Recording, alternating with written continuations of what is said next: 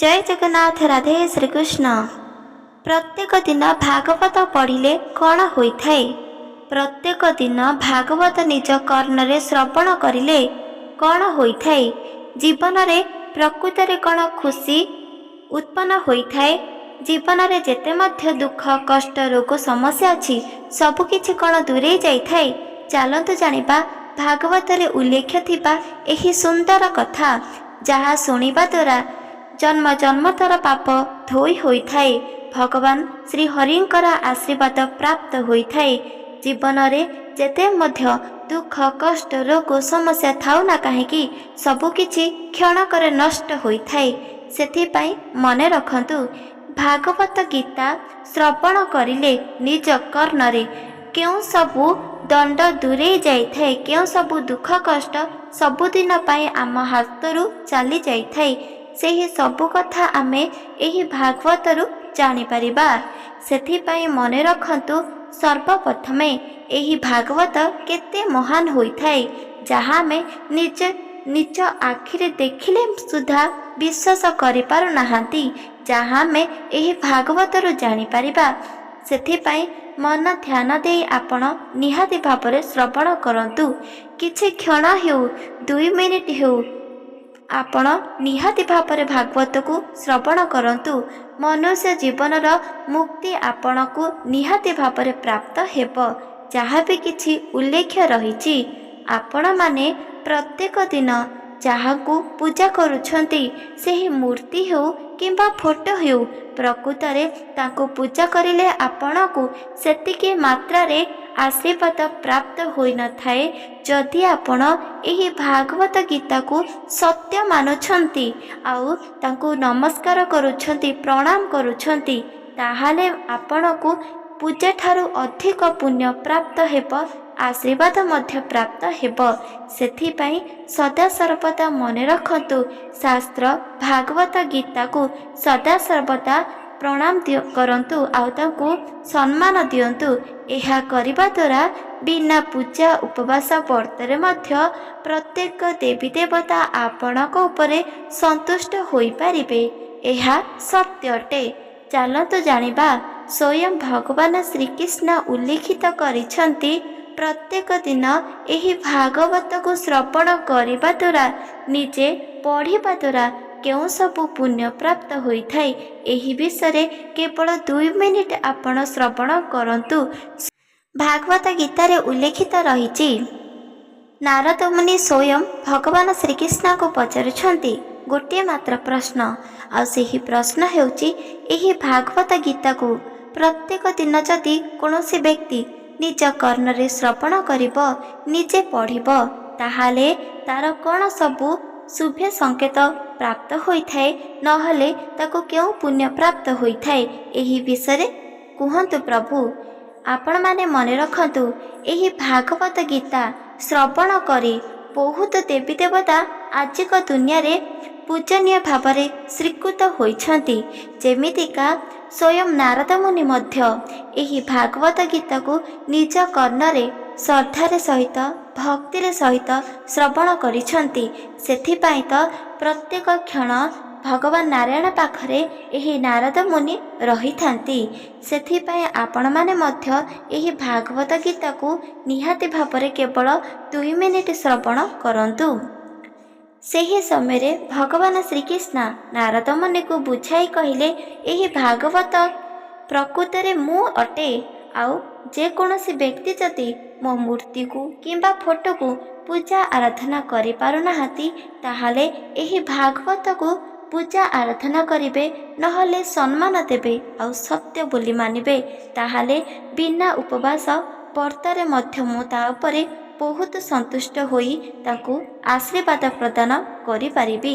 एकथा सुनी नारद मुनि बहुत खुशी होई गले, आउ ताके पचारिथिबा प्रश्नर उत्तर गोटी गोटी करी भगवान श्रीकृष्ण स्वयं नारद मुनि को देखाई कहिले।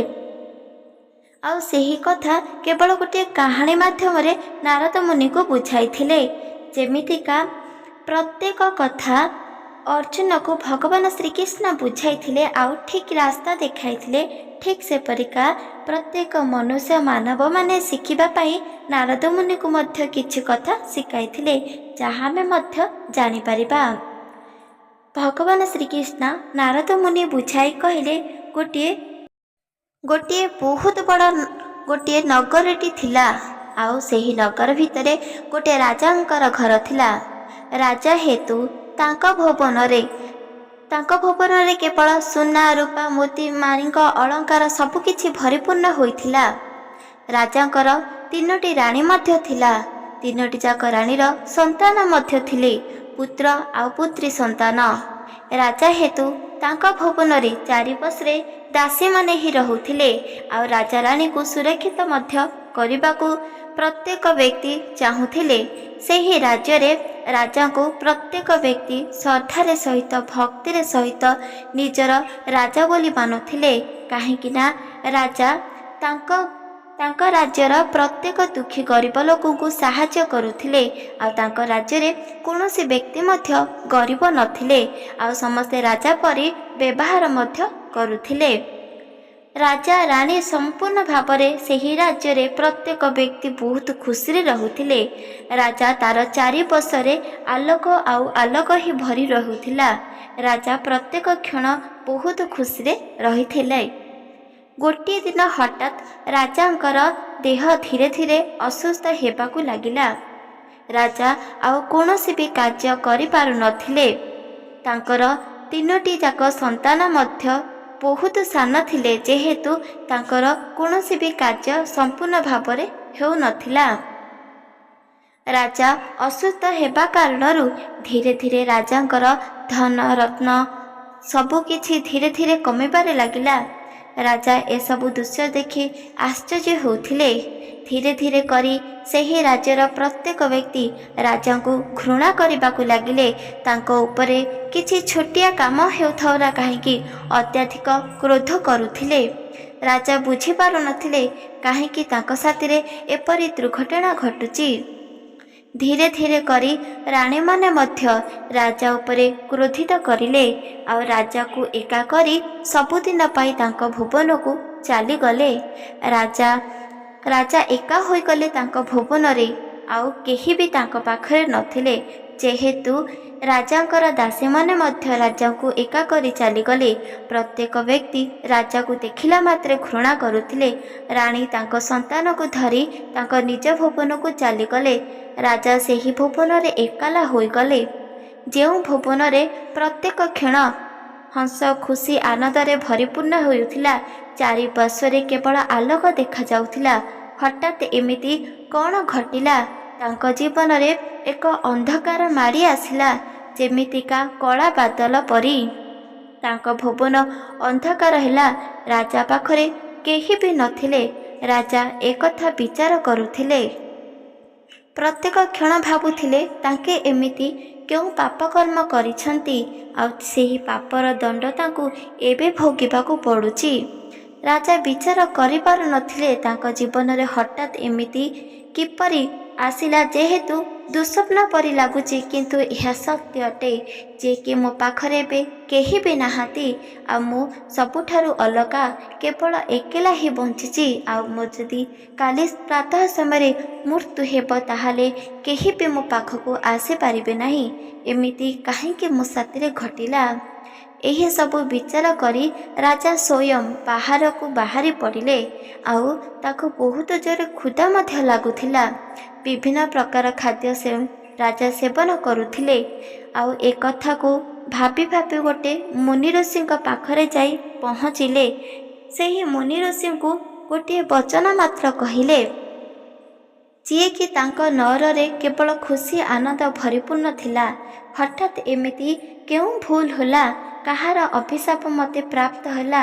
କ୍ଷଣକ ମାତ୍ରରେ ମୋର ଏହି ସୁନ୍ଦର ହସ ଖୁସିର ଏହି ମହଲ ଏକ ଦୁଃଖ ହୋଇଗଲା। ଆଉ ପ୍ରତ୍ୟେକ ବ୍ୟକ୍ତି ମୋତେ ଘୃଣା କରିବାରେ ମଧ୍ୟ ଲାଗିଲେ। ରାଜାଙ୍କର ପ୍ରତ୍ୟେକ କଥା ଶୁଣି ମୁନି ଋଷି ଯିଏକି ତପସ୍ୟା କରୁଥିଲେ, ତାଙ୍କେ ଆଶ୍ଚର୍ଯ୍ୟ ହୋଇଗଲେ। ଆଉ କହିବାକୁ ଲାଗିଲେ, ହେ ରାଜନ, କିଛି ନା କିଛି ତୁମ ସାଥିରେ ଘଟିଛି। ଯେହେତୁ ତୁମର କ୍ଷଣକ ମାତ୍ରରେ ଜୀବନ ଆଉ ଭାଗ୍ୟ ବଦଳିଗଲା। ଏହି ବିଷୟରେ ତୁମେ କେବଳ ପ୍ରତ୍ୟେକ ବ୍ୟକ୍ତିଙ୍କୁ କୁହନ୍ତୁ ନାହିଁ, ବରଂ ଏହି କଥା ସ୍ୱୟଂ ଭଗବାନ ଈଶ୍ୱର କୁହନ୍ତୁ। ଦେଖନ୍ତୁ, ତୁମର ଧୀରେ ଧୀରେ କରି ସମ୍ପୂର୍ଣ୍ଣ ଭାବରେ ଦୁଃଖ କଷ୍ଟ ଦୂର ହୋଇଯିବ। ମୁନି ଋଷିଙ୍କର କଥା ଶୁଣି ରାଜା ସନ୍ତୁଷ୍ଟ ହେଲେ ନାହିଁ। ଆଉ ତାଙ୍କେ ମନେ ମନେ ବିଚାର କରିଲେ କି ମୁଁ ଅତିରୁ ଅତ୍ୟଧିକ ଜଙ୍ଗଲ ଉପର ପାହାଡ଼ ଉପରକୁ ଯିବି, ଆଉ ସେଠାରେ ଯେକୌଣସି ମୁନି ଋଷିମାନେ ତପସ୍ୟା କରୁଥିବେ ତାଙ୍କୁ ନିହାତି ଭାବରେ ଏହାର ପଚାରିବି, ଆଉ ଏହି ସମାଧାନ ମୋର ହୋଇଯିବ। ଏମିତି ବିଚାର କରି ରାଜା ବଡ଼ରୁ ବଡ଼ ଜଙ୍ଗଲ ଉପରକୁ ଚାଲିଗଲେ। ପାହାଡ଼ ମଧ୍ୟ ସବୁଠାରୁ ଅତିକ୍ରମ କରି ଚାଲୁଥିଲେ। ଦେଖିଲେ କି ସଭା ଉପରକୁ ଯାଇ ଗୋଟିଏ ତପସ୍ୱୀ ତପସ୍ୟା କରୁଥିଲେ। ଆଉ ସେହି ତପସ୍ୟା ଋଷିଙ୍କ ପାଖକୁ ଗଲେ, ଆଉ ତାଙ୍କୁ ପ୍ରଣାମ କରିଲେ, ଆଉ ତାଙ୍କ ପାଖରେ ବସିଲେ। ଏହି ତପସ୍ୱୀ କେବଳ ଏବେ ନୁହେଁ, ବରଂ ତପସ୍ୟା କରି କରି କେବଳ ସେହି ସ୍ୱର୍ଗ ଅର୍ଥାତ୍ ସେହି ପାହାଡ଼ ଉପରେ ହିଁ ରହୁଥିଲେ, କେବେ ବି କୌଣସି ଭୁବନକୁ ଆସୁନଥିଲେ। ରାଜା ସେହିଠାକୁ ଯାଇ ଋଷିଙ୍କର ପାଦ ଧରିବା ହେତୁ ଋଷି ନିଜର ନେତ୍ର ଖୋଲିଲେ, ଆଉ ରାଜାଙ୍କୁ ପଚାରିଲେ ପ୍ରତ୍ୟେକ ଘଟଣା। ଯାହା ବି କିଛି ରାଜା ସାଥିରେ ଘଟିଥିଲା ରାଜା ଗୋଟି ଗୋଟି କରି ସେହି ଋଷିଙ୍କୁ ବତାଇଲେ। ଋଷିଙ୍କର କଥା ଶୁଣି ରାଜା ବିଚାର କରିଲେ କି ଋଷି ମୋତେ ନିହାତି ଭାବରେ ଏହାର ସମସ୍ୟାର ସମାଧାନ କାଢ଼ିଦେବେ, ଆଉ ମୋର ସବୁକିଛି ଦୁଃଖ କଷ୍ଟ ଦୂରେଇ ଯିବ। ଋଷି ସେତେବେଳେ କହିବାକୁ ଲାଗିଲେ, ତୁମେ ଯେହେତୁ ଗୋଟିଏ ରାଜା, ତୁମର ପ୍ରଜାମାନଙ୍କୁ ତୁମେ ସାହାଯ୍ୟ କରୁଛ, ଆଉ ବହୁତ ଖୁସି ରଖିଛ, ସମସ୍ତଙ୍କୁ ସମାନ ଭାଗରେ ଦେଖୁଛ, ସେଥିପାଇଁ ତୁମର ଦୁଃଖ କଷ୍ଟ ନିହାତି ଭାବରେ ଦୂରେଇ ଯିବ।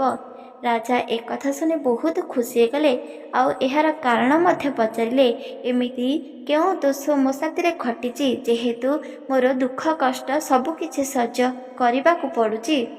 ସେହି ସମୟରେ ଋଷି ଗୋଟିଏ ତାଳପତ୍ର କାଢ଼ିଲେ, ଆଉ ସେହି ତାଳପତ୍ର ଦେଇ ରାଜାଙ୍କୁ କହିଲେ, ହେ ରାଜନ, ତୁମେ ତୁମର ଭୁବନକୁ ଯାଅ, ଯେଉଁଠାରେ ତୁମେ ପୂଜା ଆରାଧନା କରୁଥିଲ ସେହି କକ୍ଷକୁ ଯିବ। ସେହି କକ୍ଷକୁ ଯାଇ ଏହି ତାଳପତ୍ରକୁ ସେଠାରେ ରଖିଦେବ। ଦେଖିବ ଧୀରେ ଧୀରେ କରି 15 ଦିନ ଭିତରେ ତୁମର ସମ୍ପୂର୍ଣ୍ଣ ଭାବରେ ସୁଖ ପୁଣି ଥରେ ଆସିଯିବ। ଯେତେ ମଧ୍ୟ ଦୁଃଖ କଷ୍ଟ ରୋଗ ରହିଛି ତାହା ନିହାତି ଭାବରେ ଦୂରେଇ ଯିବ। ରାଜା ଋଷିଙ୍କର କଥା ଶୁଣି ବିଶ୍ୱାସ କରିଲେ, ଆଉ ଭରସା ମଧ୍ୟ କରିଲେ। ରାଜା ଋଷିଙ୍କୁ ପ୍ରଣାମ କରି ନିଜ ଭୁବନକୁ ଆସିଗଲେ। ଠିକ୍ ସେପରିକା ପୂଜା କରୁଥିବା ପ୍ରତ୍ୟେକ ଦେବୀ ଦେବତା ମୂର୍ତ୍ତିଙ୍କ ପାଖକୁ ନେଇ ସେହି ତାଳପତ୍ରକୁ ରଖିଥିଲେ। କାନରେ କହିଥିବା କଥା ଋଷି ରାଜାଙ୍କ କର୍ଣ୍ଣରେ ଯାହା ବି କିଛି କଥା କହିଥିଲେ ସେହି ତାଳପତ୍ରକୁ ପ୍ରତ୍ୟେକ ଦିନ ପ୍ରଣାମ କରୁଥିଲେ, ଆଉ ସତ୍ୟ ବୋଲି ମାନୁଥିଲେ। ସେହି ତାଳପତ୍ରକୁ ଖୋଲୁନଥିଲେ କିମ୍ବା ସେହି ତାଳପତ୍ରରେ ଯାହା ବି କିଛି ଉଲ୍ଲେଖ ରହିଛି କେବେ ବି ପଢ଼ୁନଥିଲେ ମଧ୍ୟ, କାହିଁକିନା ଋଷି ତାଙ୍କୁ ବାରଣା କରିଥିଲେ। ଦେଖୁ ଦେଖୁ 5ରୁ 6 ଦିନ ଚାଲିଗଲା। ରାଜା ଧୀରେ ଧୀରେ କରି ତାଙ୍କର ଦେହ କିଛି ନା କିଛି ଅସୁସ୍ଥ ଥିଲା, ଧୀରେ ଧୀରେ କରି ସମ୍ପୂର୍ଣ୍ଣ ଭାବରେ ତାଙ୍କ ଶରୀର ସୁସ୍ଥ ହେଲା। ଦେଖୁ ଦେଖୁ ତାଙ୍କର ଧୀରେ ଧୀରେ କରି ଧନ ମଧ୍ୟ ନିଜ ଭୁବନରେ ଉତ୍ପନ୍ନ ହେବାକୁ ଲାଗିଲା। ରାଣୀ ତାଙ୍କ ରାଜାଙ୍କୁ ମନ ପକାଇ ପୁଣି ଥରେ ସେହି ରାଜ୍ୟକୁ ଆସିଲେ, ଆଉ ରାଜାଙ୍କୁ ଭୁଲ ମଧ୍ୟ ମାଗିଲେ। ରାଜା ବହୁତ ଖୁସି ହେଇଗଲେ ରାଣୀମାନଙ୍କୁ ଦେଖି। 3ଟି ଯାକ ରାଣୀ ତାଙ୍କ ସନ୍ତାନକୁ ଧରି ରାଜମହଲକୁ ଆସିଲେ। ଧୀରେ ଧୀରେ କରି ଦାସୀମାନେ ମଧ୍ୟ ରାଜାଙ୍କ ଭୁବନକୁ ଆସିଲେ। 15 ଦିନ ସମ୍ପୂର୍ଣ୍ଣ ଭାବରେ ଘଟିନି, ତାଙ୍କ ରାଜାଙ୍କର ସମ୍ପୂର୍ଣ୍ଣ ଭାବରେ ଦୁଃଖ କଷ୍ଟ ରୋଗ ଦୂରେଇ ଗଲା, ଆଉ ଯେତେ ମଧ୍ୟ ସୁଖ ଆନନ୍ଦ ରହିଛି ସମ୍ପୂର୍ଣ୍ଣ ଭାବରେ ନିଜ ପାଖକୁ ଚାଲି ଆସିଲା। ପୁଣି ଥରେ ତାଙ୍କ ମହଲ ବହୁତ ଆଲୋକ ହେବାକୁ ଲାଗିଲା, ଆଉ ପ୍ରତ୍ୟେକ କ୍ଷଣ ବହୁତ ଖୁସି ଆଉ ଆନନ୍ଦରେ ଜୀବନ କାଟିବାକୁ ଲାଗିଲେ। ରାଜା ବିଚାର କରିଲେ, ଏହି ତାଳପତ୍ରରେ ଏମିତି କେଉଁ ସବୁ ଜିନିଷ ଉଲ୍ଲେଖିତ ରହିଛି ଯାହା କେବଳ ସମ୍ମାନ ପୂଜା କରିବା ଦ୍ୱାରା ଦେଖୁ ଦେଖୁ ଘରେ ସମ୍ପୂର୍ଣ୍ଣ ଭାବରେ ଦୁଃଖ କଷ୍ଟ ଚାଲିଗଲା। ଆଉ ଭଗବାନଙ୍କର ଆଶୀର୍ବାଦରୁ ଆମ ଘର ପୁଣି ଥରେ ବହୁତ ଖୁସି ଉଠିଲା। ନିହାତି ଭାବରେ ସେହି ତପସ୍ୱୀ ଋଷିଙ୍କୁ ଯାଇ ପଚାରିବି ଏହାର ପ୍ରକୃତ କାରଣ। ରାଜା ଏପରି ବିଚାର କରିଲେ ଆଉ ପ୍ରଜାମାନଙ୍କୁ ନ ଯାଇ ପୁଣି ଥରେ ସେହି ଜଙ୍ଗଲ ଭିତରକୁ ଯିବାକୁ ବାହାରିଲେ। ସେହି ଜଙ୍ଗଲ ବାଟ ଦେଇ ଗଲାବେଳେ ବିଭିନ୍ନ ପ୍ରକାର କଣ୍ଟା ଥିଲା, କିନ୍ତୁ କଣ୍ଟାକୁ ଡରୁ ନଥିଲେ। ବିଭିନ୍ନ ପ୍ରକାର ହିଂସ୍ର ଜନ୍ତୁ ମଧ୍ୟ ଥିଲା, ଠିକ୍ ସେପରିକା ଜନ୍ତୁକୁ ମଧ୍ୟ ଡରୁ ନଥିଲେ। ଧୀରେ ଧୀରେ କରି ରାଜା ସେହି ଜଙ୍ଗଲ ଭିତରୁ ସମ୍ପୂର୍ଣ୍ଣ ଭାବରେ ପାହାଡ଼ ଉପରକୁ ଚଢ଼ିବାକୁ ଲାଗିଲେ। ଠିକ୍ ସେପରିକା ସେହି ଋଷି ତପସ୍ୟା କରୁଥିଲେ। ସେହି ଋଷିଙ୍କ ପାଖରେ ଯାଇ ପହଞ୍ଚିଲେ। ସେହି ତାଳପତ୍ରକୁ ମଧ୍ୟ ସାଥିରେ ନେଇଥିଲେ। ଋଷି ରାଜା ଆସିବା କଥା ଶୁଣି ସାଙ୍ଗେ ସାଙ୍ଗେ ନିଜର ଦୁଇଟି ଯାକ ନୟନକୁ ଖୋଲିଲେ ଆଉ ଦେଖିଲେ କି ତାଙ୍କ ପାଖରେ ସ୍ୱୟଂ ରାଜା ଆସି ଉପସ୍ଥିତ ଅଛନ୍ତି। ଋଷି ରାଜାଙ୍କୁ ଦେଖି ବହୁତ ଖୁସି ହେଲେ ଆଉ ରାଜାଙ୍କୁ ପଚାରିଲେ ସେହି ପ୍ରଶ୍ନର ଉତ୍ତର। ତୁମେ ଯାହା ବି କିଛି ମନ ଦୁଃଖ କରୁଥିଲ, ଯାହା ପ୍ରାପ୍ତ କରିବା ପାଇଁ, ତାହା ତୁମକୁ ନିହାତି ଭାବରେ ପ୍ରାପ୍ତ ହୋଇଯାଇଛି ମୋତେ ଲାଗୁଛି। ତୁମେ ବହୁତ ଖୁସି ଆଉ ଆନନ୍ଦରେ ଅଛ, ଏହା ସତ୍ୟ କି ରାଜନ? ରାଜା ଏକଥା ଶୁଣି ଋଷିଙ୍କର ଦୁଇଟି ଯାକ ଚରଣ ଧରିଲେ ଆଉ ତାଙ୍କେ ପ୍ରଣାମ କରି କହିଲେ, ହେ ବାବା, ତୁମ ବଚସେ ମୋ ଭୁବନ ପୁଣି ଥରେ ବହୁତ ଖୁସି ଆଉ ଆନନ୍ଦରେ ପରିପୂର୍ଣ୍ଣ ଉଠିଲା। ତୁମ ବଚସେ ଆମେ ପ୍ରତ୍ୟେକ ବ୍ୟକ୍ତି ବହୁତ ଖୁସି ଆନନ୍ଦରେ ରହୁଛୁ। ତୁମକୁ କୋଟି କୋଟି ପ୍ରଣାମ। ଯାହା ବି କିଛି ମୋର ସ୍ୱପ୍ନ ଅଧାରେ ରହିଥିଲା, ସବୁକିଛି ସମ୍ପୂର୍ଣ୍ଣ ଭାବରେ ପୂରଣ ହୋଇଗଲା। ଋଷି ରାଜାଙ୍କର କଥା ଶୁଣି ବହୁତ ସନ୍ତୁଷ୍ଟ ହେଲେ ଆଉ କହିବାକୁ ଲାଗିଲେ, ତାହେଲେ ତୁମେ ଏହି କ୍ଷଣି ନିଜ ଭୁବନକୁ ଚାଲିଯାଅ। ରାଜା ଋଷିଙ୍କୁ ପ୍ରଣାମ କରି କହିଲେ, ହେ ଋଷିଦେବତା, ନିହାତି ଭାବରେ ମୋତେ ଏହାର କାରଣ କୁହନ୍ତୁ। ଏହି ତାଳପତ୍ରରେ ଏମିତି କେଉଁ ସବୁ ଉଲ୍ଲେଖିତ ରହିଛି ଯାହା ପୂଜା କରିବା ଦ୍ୱାରା ମୋର ଦେଖୁ ଦେଖୁ ସୁଖ ବା ଆନନ୍ଦ ପୁଣି ଥରେ ଫେରି ଆସିଲା। ଋଷିଙ୍କୁ ରାଜା ବାଧ୍ୟ କରିବା ବଚସେ ଋଷି ପ୍ରତ୍ୟେକ କଥା ବୁଝାଇ କହିଥିଲେ କି, ରାଜନ, ତାହେଲେ ତୁମେ ମନ ଧ୍ୟାନ ଦେଇ ଶୁଣ ପ୍ରକୃତ ସତ୍ୟ। ତୁମେ ହେଉଛ ଏକ ରାଜା ଆଉ ତୁମର କର୍ତ୍ତବ୍ୟ ହେଉଛି ପ୍ରଜାମାନଙ୍କୁ ଖୁସିରେ ରଖିବା। ଠିକ୍ ସେପରି ତୁମେ ମଧ୍ୟ କାର୍ଯ୍ୟ କରୁଛ। କିନ୍ତୁ ଦେଖିବାକୁ ଗଲେ ଯେଉଁଠାରେ ଅତ୍ୟଧିକ ମଧୁର ଥିବ ଆଉ ଭଲ ପାଇବା, ହସ, ଖୁସି, ଆନନ୍ଦ ଥିବ, ସେହି ସ୍ଥାନରେ ସଦାସର୍ବଦା ଅମଙ୍ଗଳ ଘଟୁଥାଏ। ଯେହେତୁ ତୁମର ଏହି ସୁନ୍ଦର ଭୁବନରେ ଏମିତି ଗୋଟିଏ ନାରୀର କଳା ଛାଇ ମାଡ଼ି ବସିଲା, ଯାହାଦ୍ୱାରା କି ତୁମେ ସେହି କଳା ଛାଇର ଭାଗିଦାର ହେଲ ଆଉ ତୁମର ଦେଖୁ ଦେଖୁ ସବୁକିଛି ସୁଖ ସମ୍ପତ୍ତି ଚାଲିଗଲା। ସେହି ସମୟରେ ରାଜା ସେହି ଋଷିଙ୍କୁ ପଚାରିଲେ, ମୁଁ କାହାର ମଧ୍ୟ କିଛି କ୍ଷତି କରିନାହିଁ, ତଥାପି କାହିଁକି ମୋ ସାଥିରେ ଏପରି ଘଟୁଛି? ସେତେବେଳେ ରାଜାଙ୍କର ପ୍ରଶ୍ନ ଶୁଣି ଋଷିଟିଏ କହିବାକୁ ଲାଗିଲେ, ଯେହେତୁ ତୁମ ଭୁବନରେ ପ୍ରତ୍ୟେକ ଦେବୀ ଦେବତା ପୂଜା ପାଉଥିଲେ, କିନ୍ତୁ ଏହି ତାଳପତ୍ର ନୁହଁ। ଯେହେତୁ ତାଳପତ୍ର ତୁମ ଭୁବନ ରହିଲା, ତାହେଲେ ତୁମର ସବୁକିଛି ସୁଖ, ସବୁକିଛି ଆନନ୍ଦ ପୁଣି ଥରେ ଫେରି ଆସିଲା। ତାଳପତ୍ରର ଉଲ୍ଲେଖ କ'ଣ ରହିଛି? ରାଜା ଋଷିଙ୍କୁ ପଚାରିବାରୁ ଋଷି ତାଙ୍କୁ ଉତ୍ତର ଦେଇ କହିଲେ, ଏହି ତାଳପତ୍ରରେ ଆଉ କିଛି ବି ଉଲ୍ଲେଖ ନାହିଁ, ବରଂ ଏହି ତାଳପତ୍ରରେ କେବଳ ଭାଗବତ ଗୀତାର ଗୋଟିଏ ଶ୍ଲୋକ ମାତ୍ର ଉଲ୍ଲେଖ ରହିଛି। ଏହି ଶ୍ଲୋକ ଯେଉଁ ଭୁବନରେ ରହିଛି, ସେହି ଭୁବନରେ ବହୁତ ମଙ୍ଗଳ ଆଉ ମଙ୍ଗଳ ହିଁ ଘଟିବ। କୌଣସି ଦୁଃଖ, କଷ୍ଟ, ରୋଗ, ସମସ୍ୟା କିମ୍ବା କଳା ଛାଇ ମଧ୍ୟ ସ୍ପର୍ଶ କରିପାରିବ ନାହିଁ। ଶତ୍ରୁ ସଦାସର୍ବଦା ବହୁତ ଖୁସି ଆଉ ଆନନ୍ଦରେ ସେହି ଲୋକ ସାଥିରେ କଥା ହେଉଥିବ ଯେଉଁ ଲୋକ ପାଖରେ ଏହି ତାଳପତ୍ର ବା ଭାଗବତ ଗୀତା ରହିଥିବ। ସେହି ଏକଥା ଶୁଣି ରାଜା ବୁଝିଗଲେ ତାଙ୍କର ଯାହା ବି କିଛି ଭୁଲ କରିଥିଲେ ଆଉ ଏହି ତାଳପତ୍ର ଆସିବା ବଚସେ ରାଜାଙ୍କର ସବୁକିଛି ସୁଖ ଆନନ୍ଦ ପୁଣି ଥରେ ଫେରି ଆସିଲା। ସେହି ସମୟରେ ରାଜା ଋଷିଙ୍କୁ ପଚାରି କହିଲେ କି, ହେ ଋଷିବର, ତାହେଲେ ଆପଣ ସତ୍ୟ କୁହନ୍ତୁ, ଏହି ତାଳପତ୍ର ଯଦି ଭୁବନରେ ରହିବ, ତାହେଲେ ସବୁକିଛି ସୁଖ ସମୃଦ୍ଧି ଫେରି ଆସିବ, ଯଦି ପ୍ରତ୍ୟେକ ବ୍ୟକ୍ତି ଏହି ତାଳପତ୍ରକୁ ପାଠ କରିବ, ନିଜେ ପଢ଼ିବ, ନହେଲେ ଶ୍ରବଣ କରିବ, ତାହେଲେ ତା ଜୀବନ କିପରି ସମ୍ପୂର୍ଣ୍ଣ ଭାବରେ ବଦଳି ପାରିବ। ମୁନି ଋଷି ନିହାତି ଭାବରେ ଉତ୍ତର ଦେଇ କହିଲେ, ହେ ରାଜନ, ଯେକୌଣସି ବ୍ୟକ୍ତି ଯଦି ଏହି ଭାଗବତ ଗୀତାକୁ ପ୍ରତ୍ୟେକ ଦିନ ନିଜେ ପାଠ କରିବ, ନହେଲେ ଶ୍ରବଣ କରିବ, ତାର ସେହି ଦିନ ଭିତରେ କେବେ ବି ଅମଙ୍ଗଳ ଘଟିପାରିବ ନାହିଁ କିମ୍ବା ଦୁର୍ଘଟଣା ମଧ୍ୟ ଘଟିପାରିବ ନାହିଁ। ଶୁଣିବା ଦ୍ୱାରା, ପଢ଼ିବା ଦ୍ୱାରା ବହୁତ କିଛି ମଙ୍ଗଳ ହେବ। ଗୋଟି ଗୋଟି କରି ଗୋଟିଏ ମନସ୍କାମନା ପୂରଣ ହେବ। ପୂର୍ବ ଜନ୍ମର ଯେକୌଣସି ବି କୁକର୍ମ ଫଳ ସମ୍ପୂର୍ଣ୍ଣ ଭାବରେ ନଷ୍ଟ ହୋଇପାରିବ, ଆଉ ତାର ଜୀବନ ମଧ୍ୟ ବଦଳିଯିବ। ସେ ଚାହୁଁଥିବା ଜିନିଷ ମଧ୍ୟ ତାକୁ ପ୍ରାପ୍ତ ହେବ। ସେଥିପାଇଁ ତ କୁହାଯାଉଛି, ଏହି କଳିଯୁଗରେ କେବଳ ଗୋଟିଏ ସତ୍ୟ, ଆଉ ସିଏ ହେଉଛି ଏହି ଗୀତା ଭାଗବତ ଆଉ ଭଗବାନ ସତ୍ୟ। ସେଥିପାଇଁ ଏହାକୁ ବିଶ୍ୱାସ କରିବା ଦ୍ୱାରା କୌଣସି ବି ଦୁଃଖ କଷ୍ଟ ସ୍ପର୍ଶ କରିନଥାଏ। ଋଷିଙ୍କର କଥା ଶୁଣି ରାଜା ବହୁତ ଖୁସି ହେଇଗଲେ, ଆଉ ଋଷିଙ୍କୁ କହିଲେ, ଆଜିଠାରୁ ମୋ ରାଜ୍ୟରେ ପ୍ରତ୍ୟେକ ବ୍ୟକ୍ତି ଏହି ଭାଗବତ ଗୀତାକୁ ପାଠ କରିବ, ଆଉ ନିଜେ ମଧ୍ୟ ଶ୍ରବଣ କରିବ। ଘରେ ଘର କରି ପ୍ରତ୍ୟେକ ଘରେ ଏହି ଭାଗବତ ଗୀତା ରହିବ। ଏହା ମୋତେ ଅଛୁପା ଥିଲା, ଯାହା ମୁଁ ଆଜି ଜାଣିଲି। ଏହା ପ୍ରତ୍ୟେକ ବ୍ୟକ୍ତିଙ୍କୁ ମୁଁ କହିବି। ପଢ଼ିବା ଦ୍ୱାରା ଆଉ ଶ୍ରବଣ କରିବା ଦ୍ୱାରା କୋଟି କୋଟି ପୁଣ୍ୟ ମଧ୍ୟ ପ୍ରାପ୍ତ ହୋଇଥାଏ। ଏମିତି କହି ରାଜା ଋଷିଙ୍କୁ ଧନ୍ୟବାଦ ଦେଇ ପୁଣି ଥରେ ତାଙ୍କ ରାଜ୍ୟକୁ ଆସିଗଲେ। ଆଉ ରାଜ୍ୟ ସାରା ବୁଲି ବୁଲି କହିଲେ କି ଗୀତା ଭାଗବତକୁ ପାଠ କରିବା ପାଇଁ, ଶ୍ରବଣ କରିବା ପାଇଁ, ଆଉ ପ୍ରତ୍ୟେକ ଦିନ ପୂଜା ଆରାଧନା କରିବା ପାଇଁ, ସମ୍ମାନ ଦେବା ପାଇଁ ମଧ୍ୟ। ସେହିଦିନ ଠାରୁ ସେହି ରାଜ୍ୟରେ ପ୍ରତ୍ୟେକ ବ୍ୟକ୍ତି ଠିକ୍ ଏପରି କରିଲେ। ସେହି ରାଜ୍ୟରେ କେବେ ବି କୌଣସି ଦୁଃଖ କଷ୍ଟ ରୋଗ ସମସ୍ୟା ବିଲକୁଲ ବି ଆସିପାରିଲା ନାହିଁ, ଆଉ ପ୍ରତ୍ୟେକ ବ୍ୟକ୍ତି ବହୁତ ଖୁସି ଆଉ ଆନନ୍ଦରେ ରହିଲେ।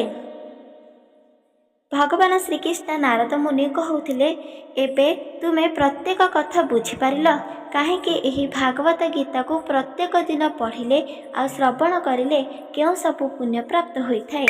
ନାରଦ ମୁନି ଭଗବାନ ଶ୍ରୀକୃଷ୍ଣଙ୍କର କଥା ଶୁଣି ବହୁତ ଖୁସି ହେଲେ, ଆଉ କହିଲେ, ହେ ପ୍ରଭୁ, ମୁଁ ଜାଣିପାରିଲି ଆପଣଙ୍କର ନୀଳା। କାହିଁକି ଏହି ଭାଗବତ ଗୀତାକୁ ପାଠ କରିଲେ ଆଉ ଶ୍ରବଣ କରିଲେ କେଉଁ ସବୁ ପୁଣ୍ୟ ପ୍ରାପ୍ତ ହୋଇଥାଏ, ଏକଥା ମଧ୍ୟ ମୁଁ ଶିଖିପାରିଲି। ଏହି ଭାଗବତ ଗୀତା ପଢ଼ିବା ଦ୍ୱାରା ଆଉ ଶୁଣିବା ଦ୍ୱାରା ଠିକ୍ ଯେପରି ସମାନ ହୋଇଥାଏ, ଆଉ ସେତିକି ମାତ୍ରାରେ ପୁଣ୍ୟ ମଧ୍ୟ ପ୍ରାପ୍ତ ହୋଇଥାଏ। ଭାଗ୍ୟରେ ଥିଲେ ଏହି ଭାଗବତ ଗୀତା ଶ୍ରବଣ କରିପାରିବେ। ଏହା ସତ୍ୟ। ଭଗବାନ ଶ୍ରୀକୃଷ୍ଣ ଯାହାକୁ ନିଜର ବୋଲି ଭାବନ୍ତି, ତା ପାଖରେ ନେଇ ଏହି ଭାଗବତ ଗୀତାକୁ ପହଞ୍ଚାଇଥାନ୍ତି, ଯାହାଦ୍ୱାରା ତାଙ୍କର ଭାଗ୍ୟ ମଧ୍ୟ ବଦଳି ଯାଉ ବୋଲି। ସେଥିପାଇଁ ପ୍ରତ୍ୟେକ ମନୁଷ୍ୟ ଏହାକୁ ବିଲକୁଲ ବି ମିଥ୍ୟା ନ କୁହ, ଆଉ ସତ୍ୟ ବୋଲି କୁହ, ଆଉ ମାନ ମଧ୍ୟ ସମ୍ମାନ ଦିଅ।